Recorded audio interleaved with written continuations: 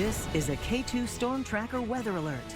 That Storm Tracker 2 weather alert as temperatures are expected to reach 100 degrees in many areas. Today, the warmest day of the week. Here's a live look from our big pink camera looking east to Mount Hood, just about 7 minutes before official sunrise.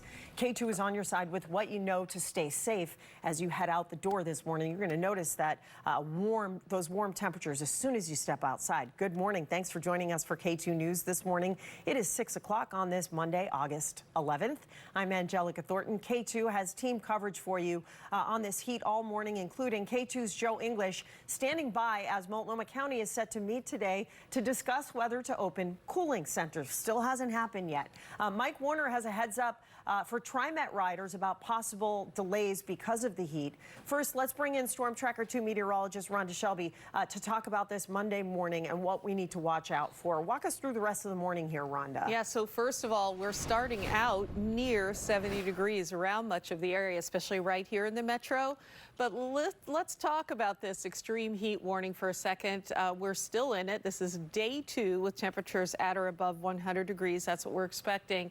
We made it to 99 in the valley yesterday here in Portland, but many of you around here, about 6 cities, did get above 100 degrees. This is in effect until tomorrow at 10 p.m. After that, it looks like a cooling trend, but all inland valleys of western Oregon, southwest Washington, the Columbia River Gorge, even parts of eastern Oregon under the same warning. We have cooled to 68, so it's still extremely warm, easily up near 90 by noon, everyone.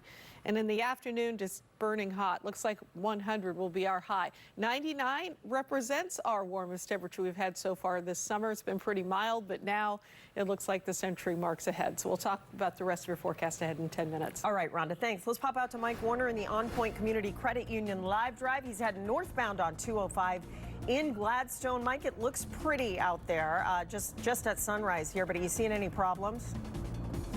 Not really seeing any problems. We had a couple of slowdowns early on, but it kind of looks like right now that the oven preheat is on right now. But the traffic is picking up. It's crowded out here, but we're not having any problems. We're all moving the speed limit in the Gladstone area northbound. Just came across the Abernathy Bridge. No problem there. It usually gets jammed up later. All the way to I-5, you're going to go the speed limit. You probably start to see congestion here. Seems like there's a lot more people out so far this morning. If you take TriMet, just be aware if it gets to 100 degrees, the trains, max trains will slow down to 35 miles an hour. It's all the faster they can go.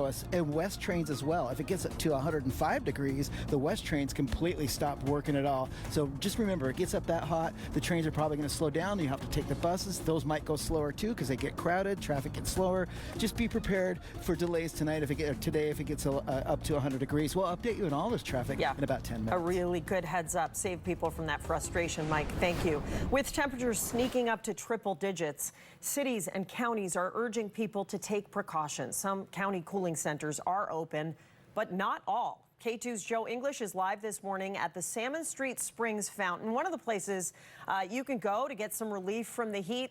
Do we have Joe? We just went to black. Oh, there he is again. Yep. Joe, the big question, of course, this morning, we've been talking about it. Okay. Why are these cooling centers not open yet? It's so hot. Yesterday was so hot. Yeah, it seems like obvious to most people that they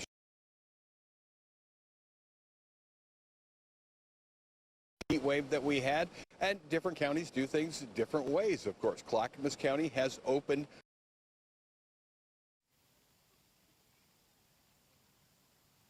fountains like this one and splash pads that we found on Sunday. All right, we're losing Joe's signal. Not sure what's going on there. We're going to try and fix that.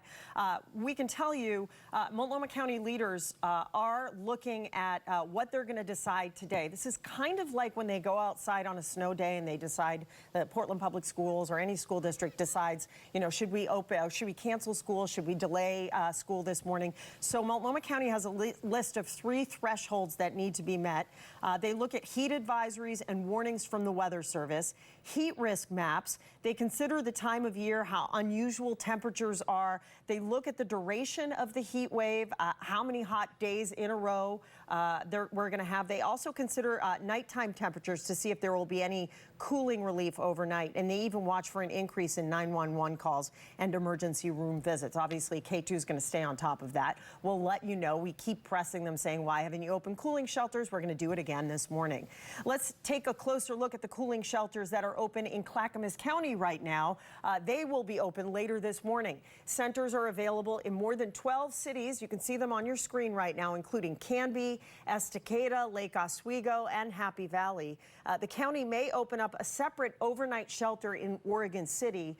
They are still assessing that this morning as well. They're going to make a decision by 11 o'clock. As we mentioned, today is the warmest day of the week, and the USDA Forest Service says that the heat will continue to dry fuels, increasing the chances of wildfires. Since the end of May, firefighters in the Pacific Northwest have helped fight 53 large fires. The fires burned just more than 200,000 acres, including national forest lands. Stick with K2 as we track this heat all morning long. When we're not on the air, you can download our K2 News and Storm Tracker 2 weather apps on your phone. You can get those updates on current conditions with live radar everywhere you go.